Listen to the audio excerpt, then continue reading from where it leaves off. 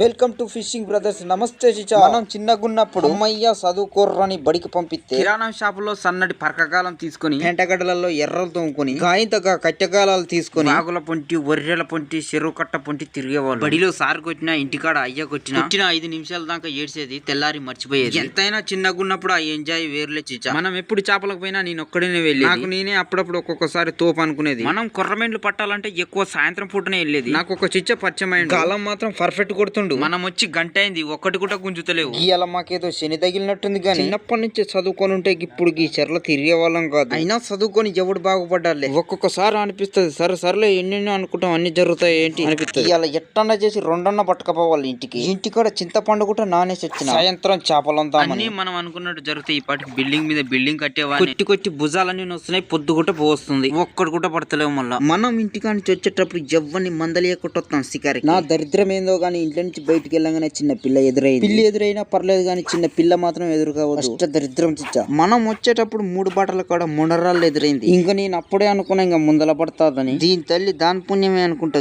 ఇదంతా. లేకపోతే 4-5 కొట్టుకొని పోయేటోళ్ళం. సూర్యుడు అస్తమించేలోగా ఒక్కటన్నా కొట్టాలనుకున్నా. సూర్యుడు మమ్మల్ని కొడుతుండే గానీ మేము చేపలు కొట్టలేకపోతున్నాం. కుక్క మకాన నక్క బిత్తినట్టయింది మా బతుకు. దేనికైనా టైం రావాలే చిచ్చా. ఇంటికాడ చింతపండు నానేసినప్పుడే ఎన్నడూ లేని ఈ రోజు కొత్తగా చింతపండు ముందరనే నానేస్తున్నాను. ముందల ముడిసింది పండగ తిరగదన్నట్టయింది మా పని. ఎట్ట ఉట్టి చేతులతో వచ్చినామో అట్ట వెళ్ళిపోతున్నాం ఇంటికి. పోత ఎవడన్నా చేపలు పడ్డాయరంటే పట్నం అమ్మినామని చెప్తాం, లేకపోతే సిగ్గిపోతుంది చిచ్చో. చదువుకున్న ప్రతి అమ్మాయి సరస్వతి కాదు, చేపలు పట్టే ప్రతి అబ్బాయి బేవర్సు కాదు. పెన్నుతోని రాసిన వర్డ్ కాదు అది, పెయింట్ తో రాసిన వర్డ్. ఓకే మళ్ళా రైట్ మళ్ళా.